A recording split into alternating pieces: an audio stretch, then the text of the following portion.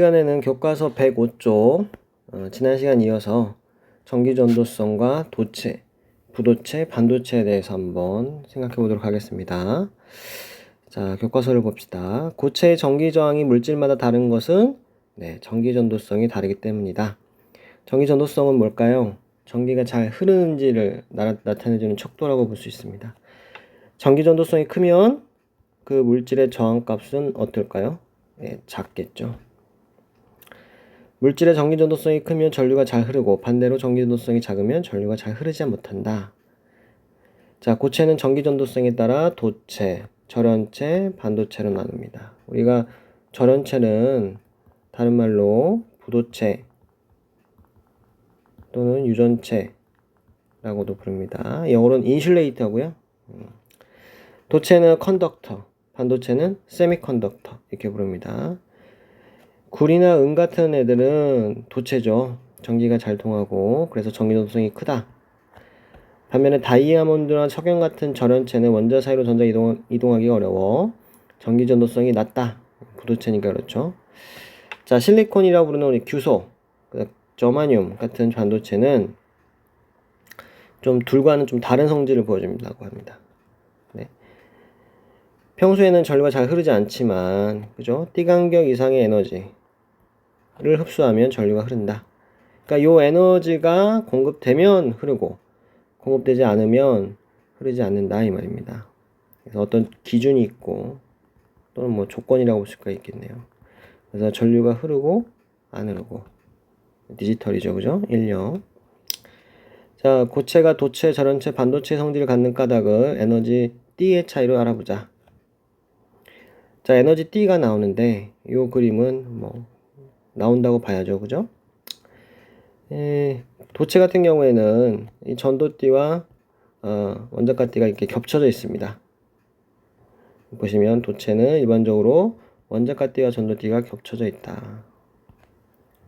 그래서 띠 간격이 없다고 봅니다. 자, 그 다음 절연체는 띠 간격이 있고요, 그죠? 이 간격이 꽤 넓습니다. 그래서 여기 있는 전자가 이 띠 간격 이상의 에너지를 먹어야 전도띠로 올라가고, 그리고 그 전도띠로 올라간 전자가 자유전자가 되기 때문에 그때는 전기가 흐를 수가 있겠죠, 그죠?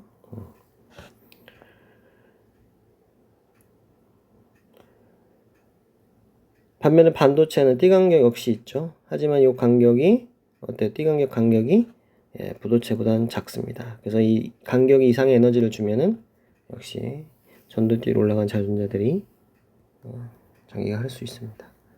여러분, 우리가 숨쉬고 있는 건 공기 때문에 그렇죠, 그죠? 공기는 뭐야? 전기가 통하나요? 안 통하죠, 그죠? 절연체입니다, 절연체.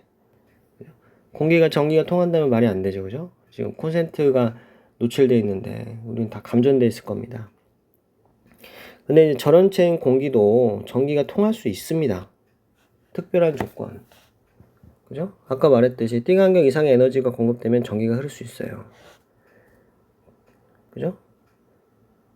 그런 예가 뭐가 있어요? 번개가 있죠, 그죠? 번개. 그리고 이제 감전되거나 무슨 합선 이런 전기 뭐 사고가 있을 때 지식하고 이제 불꽃이 일을 수가 있죠. 그리고 또 뭐 갑자기 콘센트를 뺀다거나 밤에 그러면 이제 번쩍하죠.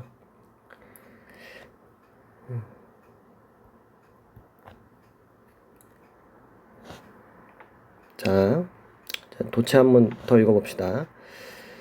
에너지띠에 비어있는 부분이 많아 전자가 비교적 쉽게 원자 사이를 이동할 수 있다.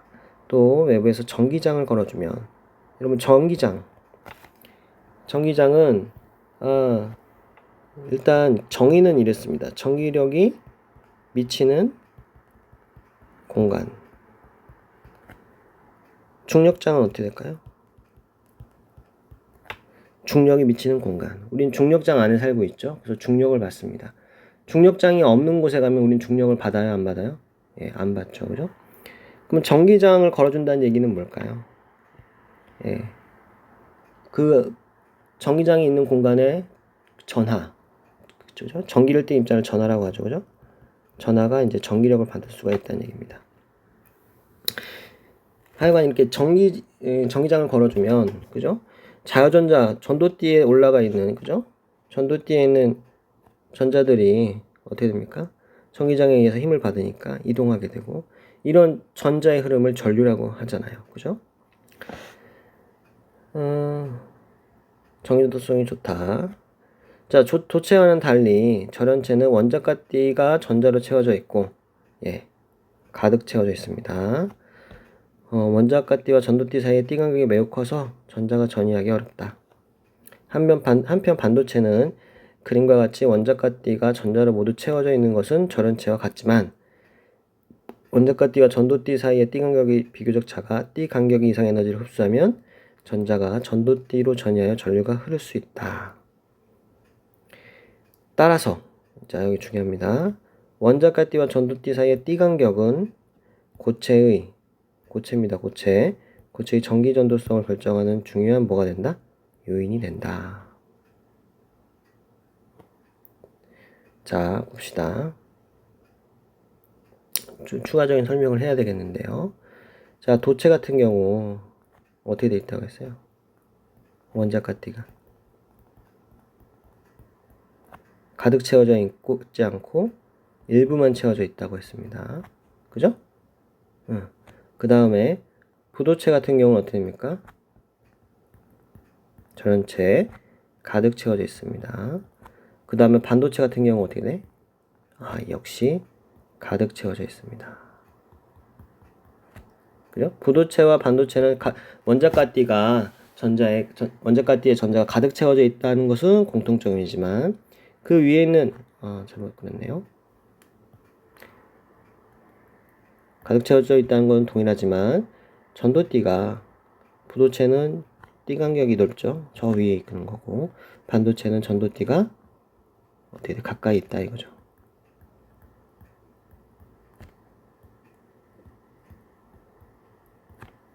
도체는 띠 간격이 없고 그죠? 자 여기서 자 보세요. 선생님이 지금 전자를 다 아래다 그렸죠. 그죠? 도체 같은 경우 지금 0켈빈입니다. 온도가 0켈빈이면 어떻게 됩니까? 아래서부터 채워진다고 했죠. 그죠? 이렇게 해서 다 이제 쭉 채워져 있는 겁니다. 0켈빈이 된다면 이때는 자유전자가 없기 때문에 도체도 전기가 잘 흐를 수가 없어요. 근데 온도가 뭐 1켈빈, 2켈빈 점점 올라가면 온도가 이렇게 올라간다는 얘기는 뭐예요? 열 에너지가 공급됐다는 얘기죠. 그죠? 열 에너지가 공급됐다면 여기 있던 전자들이 이 빈 공간으로 올라가요. 즉 자유전자의 수가 서서히 증가하게 되고 우리가 섭씨 0도씨가 그죠? 0도씨가 273 켈빈이잖아요. 그러면 뭐 20도씨만 돼도 뭐 거의 300 켈빈에 육박하는 거잖아. 그럼 이 정도 온도 되면요 여기 자유전자가 이미 많아요. 너무 많아. 그래서 약간의 전기장을 걸어주면 그 많은 자유전자들이 싹 이동합니다. 전기가 잘 통하는구나 하는 겁니다. 이해되시죠? 하지만 부도체와 반도체 같은 경우에는 이 원자과 띠가 가득 채워져 있고 이 띠틈, 띠 간격 요 사이에는 어떻게 됩니까? 요 사이는 전자가 있는 게 불가능한 거죠. 그죠? 그러니까 어쨌거나 여기 있는 전자들은 이 띠 간격 이상의 에너지를 먹어야 돼요. 근데 상온이 된다고 해서 공급된 그 열 에너지가 이걸 뛰어넘을 정도는 아니란 얘기죠. 그죠? 근데 가끔 이제 올라가 있는 애가 가끔 아예 없는 건 아닙니다. 있을 수는 있지만 그 양이 너무 적어서 있으나 마나한 정도. 그래서 전기장을 걸어줘도 얘네들이 자유전자가 거의 없으니까 전기가 흐르질 않습니다. 반도체도 마찬가지예요. 그죠? 그래서 평소에는 반도체도 부도체처럼 전기장을 걸어도 잘 움직이지 않다가 요 띠 간격 이상의 에너지가 공급되면 그죠? 조건이 만족하면 자유전자의 수가 많아져서 그죠? 어떻게 되는 겁니까? 자유전자 수가 많아지죠? 그러면 빈 구멍동 빈 구멍도 많아지는 게 되는 거죠. 그죠? 원래 여기 있던 놈들이 올라가는 거니까. 그리고 이 빈 구멍을 뭐라고 한다 했어요? 양공이라고 한다고 했죠. 그죠? 우리가 이제 반도체에 이런 특징이 있는 겁니다. 어렵지 않죠. 그죠? 어렵지 않습니다. 그래서 우리가 상온, 실온, 상온, 실온에서 전기 전도성이 제일 좋은 게 뭐냐? 그럼 뭐 해야 돼요? 도체라고 말해야죠. 도체. 그죠? 어렵지는 않습니다. 그죠? 할만합니다. 그래서 보면 이제 참고로 띠 간격이 나오는데, 자, 반도체를 보실까요? 1.17, 1, 0.74, 0.6 이렇게 한 1 일렉트론 볼트 정도밖에 안 되는데, 전원체인 다이아몬드를 보면 어떻게 돼요? 5.4니까 거의 5배 이상이죠. 그죠? 네. 그 다음 페이지 보시면 도체 같은 경우, 그죠? 원자과 띠와 전도띠가 겹쳐 있고, 그지? 작은 전기장에도 어떻게 돼? 전류가 잘 흐릅니다. 그죠? 아까 설명했죠, 그죠? 그러면 이 원자과 얘네들은 뭐예요? 원자 핵이 속박되어 있는 거지 아직은, 그죠? 그럼 여기 있는 전자들은 뭐예요? 자유전자들이지, 그지?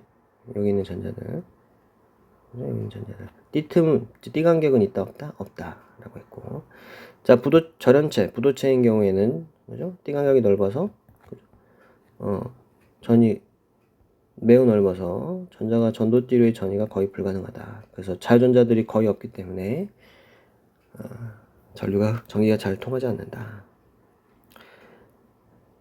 자, 이제 반도체 같은 경우에 띠 간격 이상의 에너지를 흡수하면 전도띠로 전이하여 전류가 흐른다. 이렇게 빈 구멍을 뭐라고 한다고? 양공이라고 한다고. 그리고 이 양공은 플러스 전하처럼 행동한다고. 여기 전자들은 자유전자들이죠, 그죠? 그러니까 여기 원래 그러니까 전도띠에 있을 때는 속박대에 있어서 이제 속박전자라고 부르다가 전도띠로 올라간 전자들은 우리가 이름 바꾸죠. 자유전자라고 부른다. 여기까지가 이제 시험범위고요. 또 이제 우리 EBS에서는 어떻게 설명이 되는지 한번 보도록 하겠습니다.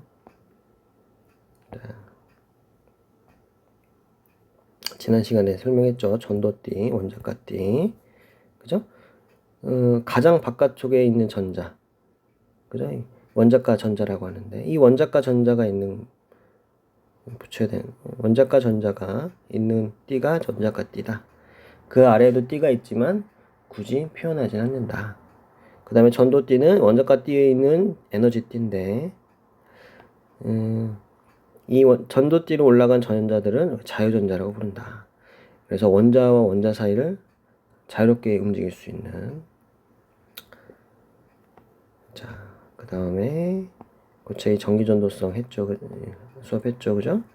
도체, 전원체, 반도체 다 같은 내용이고요.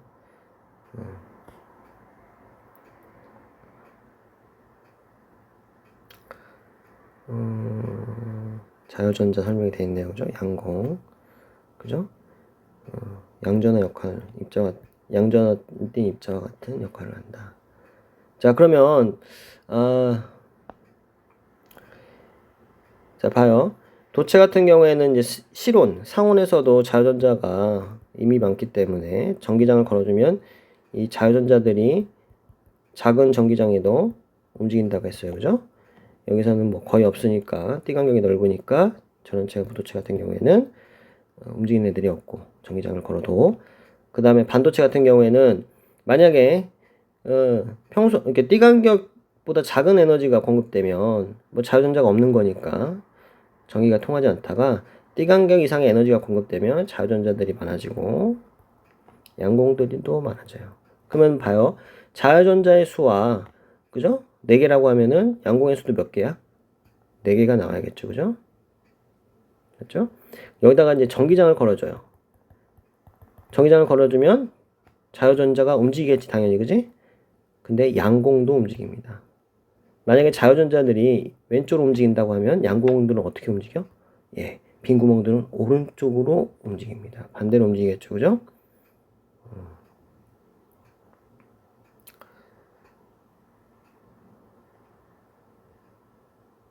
자, 나머지들은 뭐 그냥 교과서에 있는 내용인 것 같습니다.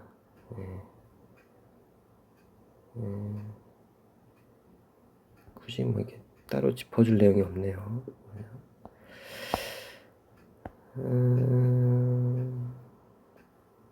자, 여기 중요한 말 써있죠.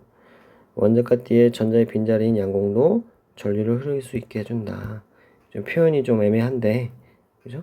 플러스 전화 역할하는 양공이 움직임으로써 그 양공의 흐름 자체가 전화의 흐름이기 때문에 전류라고 볼 수 있는 겁니다. 그죠? 뭐 이런 뭐 전화 운반자 이런 말 하는데 교과서에는 없으니까 이건 이제 아닙니다. 이거는 이제 나중에 문제에서 나오걸랑 그때 한번 다뤄보도록 하겠습니다. 네. 뭐 여기는 이제 교과서에 없으니까 여기는 이 부분은 하지 않겠습니다. 네.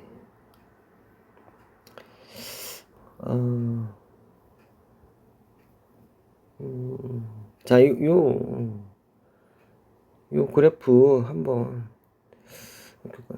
나왔으니까 한번 요게 뭔지 한번 이야기는 해보겠습니다. 이제 비저항, 저항이라고 생각하시면 돼요. 저항이라고 생각하시면 되는데 온도와 이제 저항값의 관계를 살펴보는 거거든요. 자, 도체 같은 경우에는 온도가 올라가면 어떻게 돼요? 저항값이 커지지. 그죠? 그래프상에서, 그죠? 왜 그러냐면은 온도가 올라가면 올라갈수록 열 에너지가 많이 공급되고 자유전자의 수가 엄청나게 증가해요. 그죠? 적당히 있어야 되는데 너무 많아지는 거야. 그래서 전기장을 걸어주면은 얘네들이 막 이동하다가 지네들끼리 막 부딪혀요. 그래서 전하의 흐름이 어떻게 돼? 원활하지가 않은 겁니다. 전하의 흐름이 원활하지 않으니까 어떻게 돼? 저항은 커지는 거죠. 전기 전도성은 작아지는 거겠네, 반대로. 그죠? 네. 그렇잖아요. 우리가 컴퓨터 같은 거 계속 팬으로 식혀주고 있지, 그지? 열을 에너지를 뽑아내고 온도를 낮추려고 노력하잖아, 컴퓨터들이. 왜 그러는 거예요? 이것 때문에 그래요. 온도가 너무 올라가면은 저항이 커져가지고, 그죠? 그 신호 보내고 받고 하는 게 원활하지 않아요. 그래서 온도를 낮춰줘야 됩니다. 컴퓨터 생각하시면 되고요. 반면에 이제 반도체 같은 경우는, 반도체나 이제 전원체 같은 경우, 그죠? 전원체는 당연히 반도체보다 저항이 크니까 여기 더 위에 있어야겠지, 그지? 그래서 봐봐, 얘들아. 온도를 하나 딱 특정을 해요. 온도 딱 특정을 하면은 저항값이 가장 큰 게 당연히 부도체지, 전원체, 그지? 가장 낮은 건 뭐야? 도체고. 도체고. 그 중간에 있는 건 뭐입니까? 반도체가 됩니다. 근데 이제 반도체와 부도체 같은 경우에는 온도가 올라갈수록 어떻게 돼요? 전도띠로 올라가는 전자의 수가 점점 조금씩 많아지니까 저항이 작아진다고요.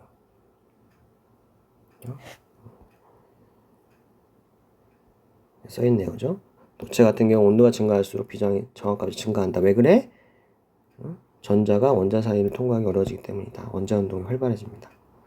자유전자의 수도 많아지지만 그 원자핵이 부르르 막 떨어요. 그 다음에 반도체 같은 경우 온도가 증가할수록 전기 저항이 감소한다. 왜 그래? 전도띠로 전이한 전자의 수가 증가하기 때문에. 자, 보시면 지금 이게 뭐 전원체 같은 경우는 비저항이 뭐 10에 18승이잖아요. 그죠? 반면에 이제 반도체 같은 경우는 10에 마이너스 4승이니까 차이가 요 그래프상에서는 얼마 안 되네 하겠지만 무지하게 차이 나는 겁니다. 10에 뭐 12승배 차이 나니까 말 다 했죠. 그죠? 자, 그래서 반도체는 우리 다음 시간에 다뤄보도록 하겠습니다. 네, 여러분 수고하셨고요. 네, 감사합니다.